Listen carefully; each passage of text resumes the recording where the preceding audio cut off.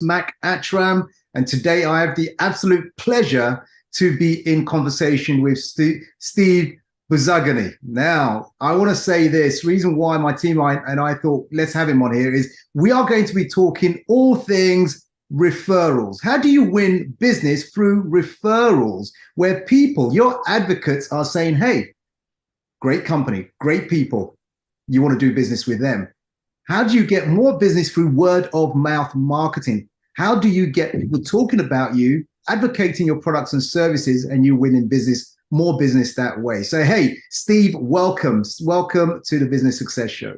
Thanks for having me on, Mac. I'm excited to be here.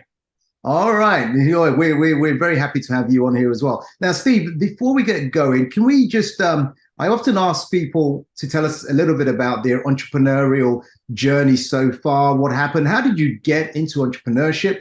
Or have you always been an entrepreneur? Uh, Initially, I was not supposed to be, as we all kind of are. You know what I mean? Uh-huh. All of us entrepreneurs never had to be there. So I started out with um, in college with an accounting degree, but never actually went into it, got into real estate.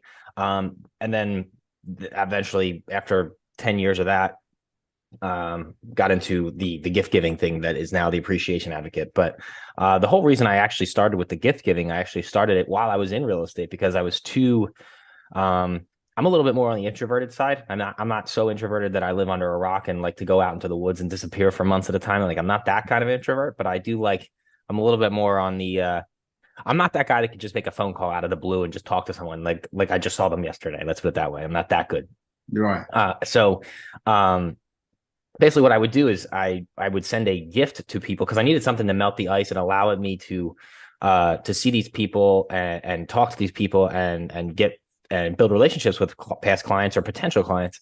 And I would send a gift ahead of time, and then I would follow the gift. I follow the gift with a phone call to just say, "Hey, look, I just want to let you know how much I appreciate you, and just wanted to follow up with you just because I sent you a gift a couple days ago, and I wanted to make sure you got it." So it was a reason for me to call. It was a genuine reason, and it wasn't. There was no strings attached. Like I wasn't trying to get anything from them at the time. Like I wasn't calling to get the Right. referral. Um, so what basically happened is these people would say, "Oh my God, Steve, yeah, this is so nice. Like, thank you for sending. That was such a cool thing. I wasn't expecting it at all." Like, and then obviously they know I was in real estate, so they would ask. They'd say, "So, by the way, how's the market?" And now it's my organic door Wow. opener right there. It was like because Wow. they would always ask, and it happens for every small business owner, not just me in real estate. Like, if you were a financial advisor, they'd say, "How's the market? What's it gonna do? Like, what should I do?" Or if you were in any kind of other business, they would say at some point they would say, "How's things?" or "How's business?" or "What's going on?" Like, tell me about your life. Like now that we're Mm. on the phone catching up in a normal, organic way, and I know that you're not just calling to get something from me, and you're Yeah. not being like the sleazy salesperson type. It's like then people are open up a lot, and it was like then you keep doing that. So like what I would do is I'd send a gift like once a quarter or once or three times a year to do that. And then I'd follow up with a phone call. And after a while, you do build up the right to ask for a referral, which is Right. normal. Uh, but that's fine. Outside of that, like sometimes people just want to refer you because the gifts I was giving, they were not like tchotchkes and branded items or anything like that. There were things that people liked, things that people use they see often, things that people can hang up in their house and or use in their kitchen or So, whatever. So they would think all the time about me. yeah, so where did you get the idea from then? Because you must have had other real estate people in your office who would just pick up the phone and talk to that guy or whatever. But yours Yeah. was very novel. It's like, let me send a gift ahead of time. It opens a door. We get into conversation. Where did you get the idea from? Yeah, so I have my Mount Rushmore of mentors, and so I Oh, have like a financial guy, a religious guy, a gift giving guy, and a like basically overall life guy. yeah. So basically, like Steve Harvey is like my religious like mentor like that, and he says everything about gratitude. All of them are about gratitude, actually, all four of them. Yeah. Dave Ramsey, my financial guy, John Rulin's my gift giving guy, and then Brian Buffini's like my overall like life coach kind of guy. And all of them they believe in gratitude. So I Yeah. was like, all right, well, I got to do something based on that because that's a big principle. Then all these guys, every successful person I've ever talked to, all believe in gratitude. So I was like, there's got to be something there. So that was the first step. And then John Rulin obviously is the best gift giver I think I've ever seen. So I followed him and emulated him as best as I could. And I've read his books and listened to his podcast, or not his podcast, whenever he's on a podcast, anytime he speaks and things like that. And then I also listen to Brian Buffini a lot, and he does have a podcast, and I've listened to his stuff a lot. And at the end of the day, those Brian Buffini and John Ruhlin are probably my biggest inspirations for like how to build relationships with people, and then John Ruhlin with the gifts, and using them to keep the relationships top of mind. Got it. So you, at some point, are you still in real estate, or you stopped that and you went into your appreciation advocate business? I do real estate a little bit. I'm not going to be openly prospecting and going after clients, but like if you're like quote unquote in the club already, where like you may have been a past client or something, and you call me up and say, I got to move, like I'll absolutely help you. But like, I don't go out of my way to like try to get new clients now. They just kind of come in whenever by referral, of course. And I work with them from there. Fantastic. Listen, tell us a little bit about the Appreciation Advocate, your business. What is that? And I'm already getting clues as to why you started it. You believe in gratitude, but what is that, and how do you help people through what you teach and the solutions you give? Yeah, for sure. The easiest way to describe it is in one sentence. It's we use gift giving to get referrals for small businesses. That's literally the easiest way to put it. The way it started was I was in my real estate office. At my peak, I was doing 73% of my business by referral, and a lot of the other agents in the office I became known as the referral guy. I'm like, okay, cool. So they're like, what are you doing? And then I would tell them I'm giving gifts, I'm doing all these things, and I'm wrapping them, and I'm writing with a personal note and all this other stuff. And they're like, yeah, that sounds awesome, but I don't have time for that. I don't have time for that. I don't have time for that. I don't have time for that. I kept saying, I don't have time for that. So I'm like, there's a market there. So I based that's where Appreciation Advocate came in. So I'm like, look, fine, I'll do it for you. Just pay me and I'll do it for you. Just send me your list of your top 10 to 20% of people. I'll build out the plan. If you want to do the plan yourself, fine.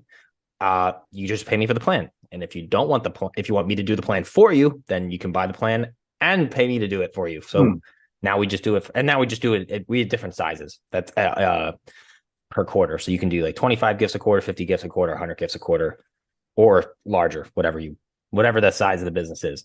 Right. And the whole concept is when a prospect, a warm, hot prospect, whatever, gets that. Well, could it be a cold prospect as well? It could be. We don't recommend going that way first. We recommend spending, because the way it works, and this is the Pareto principle, it's pretty much unavoidable, is it's 20% of your people are going to be responsible for 80% of your income. Right. So invest your time in the people that know you, like you, and trust you. They've already bought into you. They're already crazy about you. They already like you. And they're already prone to refer you. So keep nurturing the seeds you've already planted. I would say don't try to look for new land. I would say work the land you already have. And that's why I would say, so I would use, on occasion, it's okay to do it for a couple of things. Like if you're doing like 100 gifts a quarter, you could do, 15 to 20 on, cold prospects trying to get access to somebody. That's fine. We do that. But the other 80 should be on like your top people. Like that's what I would do. Okay. Got it. So, right. What's the difference then between, if I can say, referral marketing and word of mouth marketing? Is there a difference? Big difference. Yeah.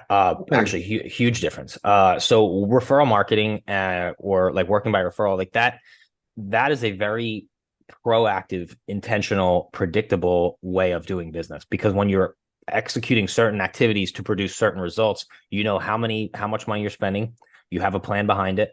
You know what the results are, because you're tracking them. How many referrals are we getting based on the dollar amount we're spending?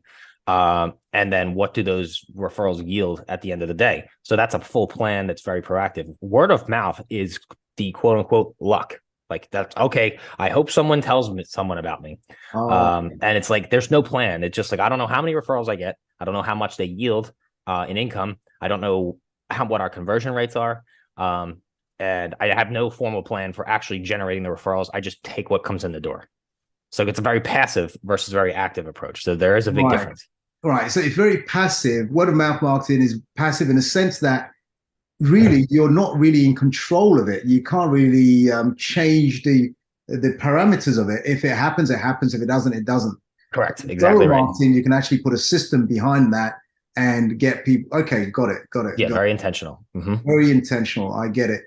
So one of the things you talk about is the art of attraction, which is stop chasing and start enticing. What do you mean by that? I guess so. For me, like, it kind of goes back to that example when I told you before, where I was basically trying. Like, if you're the typical salesperson who makes a call and you're trying to get something from someone, you're trying to get them to sign up for your insurance program, become a client for your financial advising firm, trying to get them as a client for a real estate transaction, or an attorney trying to get a new client, whatever it is you're trying to do, you're chasing business. So the thing is with me, I was using gifts, and instead of chasing it, I was making people want to talk to me, want to be around me, want to be associated with me, and want me top of mind, as opposed to the other way around. So that's what I mean. Like, start enticing people. Like, give them a reason to think of you when a real estate conversation comes up. Give them a reason to, or whatever your business is, whether it's coaching, speaking, lawyer, accountant, whatever it is. Make it easy for them to think of you. That's what I mean. So now, and make it pleasant for them too. Like, oh my God, Steve just gave me this custom watercolor painting of my house. Like, he's so cool. Like, my realtor just gave me a bottle of champagne. We just chugged that thing and tossed it. Like, like, so it's a totally different impact and impression there. You see, on that note, I was about to ask you, what type of gifts are we talking about here? Yeah. Can you give some clues, some ideas, what kind of gifts that you've sent out on behalf of your clients, or even for your own prospects? Yeah, so I've done a couple things. I'll tell you about those in a second. What I would tell you, even as a small business owner, is spending about 5 to 10% of your net income, whatever that client's worth to you, 5 to 10% of it should be reinvested into the client. That's basically where you determine the budget. So then now you have a number that you can work with, and that's not on one gift, by the way. That's over the course of a year. So, like, if you have a $10,000 per year client, 10% of that's $1,000. You now have $1,000 to spend on this client. That's $250 per quarter to get somebody something with. So that's a nice gift, and something like you can get somebody something really nice for $250. Yeah, of course. Versus, like, a bottle of champagne or a sporting event. And what's the stereotypical thing to do is the dinner and a ball game kind of thing. Like, that, like, some people spend that money, and they'll take a whole client base out and spend $500 to $1,000 on a dinner. And that's the thing is, that's only one impression. That's the problem. So now, from a marketing perspective, if I went into a marketing firm and I said, hey, look, one impression costs $1,000, they'd all say, you're fired. Get out of here. Get out. Yeah, you're like, you ain't working here. Exactly. But but people do it all the time. And what I would suggest instead, buy something for like $250 that they're going to use in their kitchen. Like, one of the I used to use was anything from Cutco. It was phenomenal. Cutco's a great company for that kind of stuff. So we used, scissors, knives, whatever else. I mean, I got people custom barbecue sets, which was cool, with their names engraved on it. Oh, wow. And it was always about them. It was never about me. Like, I never put Remax or Berkshire Hathaway or Keller Williams on anything. And then I got them, what other cool stuff? I got them, what do you like? Those like pill speakers? They're speakers that play music that are in the shape of a pill. Like, I got those. Oh, yeah. I got those made in their favorite color with their names engraved on the side of them. So, like, those were cool, but basically things that people will use and keep around the house. And I've got, I mean, anything. We have this other thing called attacking the kitchen. We call it that because basically people spend the most time in the kitchen. So we attack the kitchen and give them things that keep in their kitchen to make them think of us every time they touch something in their kitchen. My realtor gave me this. My realtor gave me that. My realtor gave me this. I love this pan my realtor gave me. You know what I mean? So they always think my realtor basically bought me my kitchen. That's pretty cool. If they're just speaking about you constantly, people want to then know you. Now, let me say this. You mentioned something earlier on. You went quickly over. You said, hey, we got them this, which we know they'll like, in their favorite color. Then I'm starting thinking, for you to know that, you'd have spent some time with them, asked them questions. You'd have, found out their birthdays or whatever, how many children they have. So is that what you're doing early on when you get into you just learn about them, or are you going on social media to see where they're hanging out? Look, the reason why I'm asking this question is this. We have a saying, and it's not my saying. It says, you hear this phrase which says, treat people the way you want to be treated. Mm-hmm. It's a good And one. then I've been saying to people that what if you treat people the way they want to be treated? Yeah, So when that's I'm listening to you, I'm even thinking, better. oh, you're treating people the way they want to be treated. They receiving this because they like music in the color they want with their name engraved on it. It's like personalized. Oh my goodness. Yes. Oh my goodness. And you're the only person I've spoken to who talks about this in this way. Fantastic. So Thanks. how you get into the fact of getting to know them before you send this gift? So for me, as a real estate agent, I was around these people kind of often because we toured 13, 8 to 13 homes. So we got to see them a lot. So I got to know them and get to interview them a little bit. Now, if you're not in a career that does that, like other than real estate agent, maybe an attorney might do it, an accountant might do it.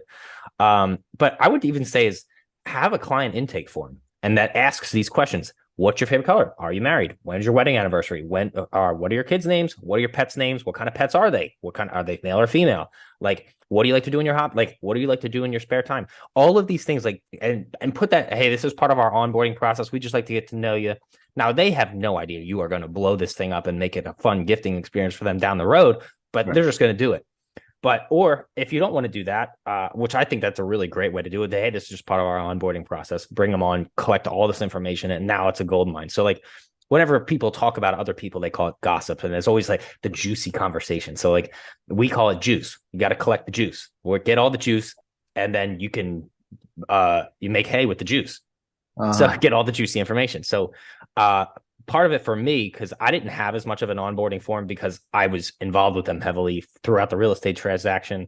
And then the closing process is 30 to 60 days out normally. So I was talking with them then too. So, and then after the sale and everything. So I was heavily involved with them for a lot of the time. I didn't need the form, but for other places, I would totally tell you to do it. I think it is, like you said, it's about them, because if I were to give people, like, one of the things I would do is sometimes I would give them a cutting board, but the cutting board was a monogram of their name. It was a huge letter of their last name, and it had their last name written under the monogram, and then it had the address of the home engraved into the cutting board, and then it had the date of the date they purchased the home all on the front of the cutting board. Now, of course, they're going to keep that because, one, it's a beautiful piece of wood, and it's all about them. Now, if I had sent them something that just said big ass Remax all over it, or Berkshire Hathaway or whatever, they'd be like, I don't need this.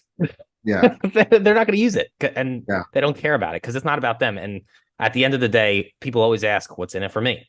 And it's, we all seek to serve ourselves first at the end of the day. That's really how we all kind of are. So if you can basically give to the people and allow them you can play on their emotional heartstrings and give them things that make them feel good about themselves, they will give back to you in ways that are tremendous. And then that kind of leads, and I'll end on this point for this question, is not my definition of gratitude, which if you're pouring water down a faucet and it's splitting down the middle, basically what I would just say is gratitude is the purposeful unbalancing of that scale in the direction of another person. So you're basically going to push that scale towards the other person, allow them to get more quote unquote water in the form of like blessings, love, appreciation, whatever it is, tilt the scale towards them. And then the other person most times will overcorrect. And then that's where your reputation starts to build. And then other people will start tipping their scales towards you. And now it's a waterfall onto you because you've tipped the scale away towards everybody else. Wow. I love that. That's fantastic. Really, really good. I love this conversation. Steve, one of the things you talk about is the 6 secrets of gift giving. Purely focused with the intention of generating massive amounts of referrals in business. Now, what are these 6 secrets? Can you tell us? Can you share with us? Or is it such a secret that, hey, we just have to come and spend some time with you? No, I mean, you could do both. So we have a couple things here. So there's 2 6s, I would say. There's the 6 things that you can do to increase referral business, and then there's the 6 things that all good gifts have. So do you want me to go through both real quick? I mean, I can Go for it. blow through them real quick. So to get more referral business, the first things you want to do, the first 6, you're going to rank your database. So A plus, B, C, D, and obviously you focus the most on the A's and A pluses because they're the most valuable. Then you're going to 2, determine a budget. 3, you're going to build a quote unquote random timeline. And by random timeline, I mean, you don't give people gifts when they're expected. Like, don't give gifts in December because that's when everybody's giving gifts. You're just going to get lost in the mush. Show up on like March 23rd or something. Something obscure, right? Some obscure date that nobody's thinking of anything going to happen. Have a gift list, like some go-to gifts that you do for the first round or second round, third round. And then obviously as the relationship goes longer, you can come up with more, but have a go-to like start list. Know the juice is the fifth thing. And we talked about juice. So know what their juice is, get to know that stuff. And then 6 is right-hand written notes. That is a next level way to really personalize the gift. Is I used to write, or I still do, write 10 personal notes a week, basically 2 a day. So if you can do that, I mean, and then put personal notes alongside the gifts, that just really takes it up a notch. It's like, hey, wow, not only did you go through the trouble of wrapping this gift, putting a bow on it, but you also put a personal note on it and it's handwritten. So you actually took the time even more time to put that together. So it just shows effort. It shows dedication to that person in a way that just, sending an e-gift card doesn't. Wow. Fantastic. Hey, You're listening to Steve and Mac here at the Business Success Show. Remember to like and make some comments here actually in the chat so we can see what's going on. Also, remember to subscribe or follow whichever platform you're looking or seeing this from or listening to this from. Make sure you do that so we can bring you some more awesome experts just like Steve. Hey, Steve, we have a lot of our listeners are coaches, consultants, expert advisors, small business owners. Now, if somebody is going into business or they're thinking of getting more clients and they just listen to Steve and they thought, wow, it makes sense here, that this is really good stuff. And they're looking for more clients where they don't want to go through cold calls and all this kind of stuff. What would you advise them? What would you advise them? Knowing what you know, knowing how you started getting clients, I think I know the answer, but I want to throw it at you anyway. Say, what would be your approach? Basically, the 6 things I just went over would be where I'd start. Like, honestly, rank your database, build out a budget. What are you trying to spend over the course of the year to appreciate your top 10 to 20% of people? It should be 5 to 10% of your net income. Build out that random timeline, pick a date every quarter that you want to get these gifts in people's hands, the gift list, obviously, and then start getting to know your people on a heavier level, like get that juice that we talked about, and then start putting those personal notes on things. And then the gifts that you send, they should be gifts that are of higher quality. You want the focus to be on them, not you. You want the high quality. You want high quality because they'll last, they'll be visible, they'll be think about it this way. The gift is always going to be whatever you give people to get these referrals and get they'll be easier for them to talk about because they'll be super psyched about it, but they are also a symbol of the relationship itself. So if you give somebody a cheap gift, they're going to think, wow, he really thinks this is a cheap, we're a cheap relationship. Right. Or I'm not worth his time. All he did was send me this e-gift card or this lazy ass gift card from Amazon or an Apple product or whatever like that. Like those things are all pretty lazy because they're easily accessible. They're anything anybody can buy.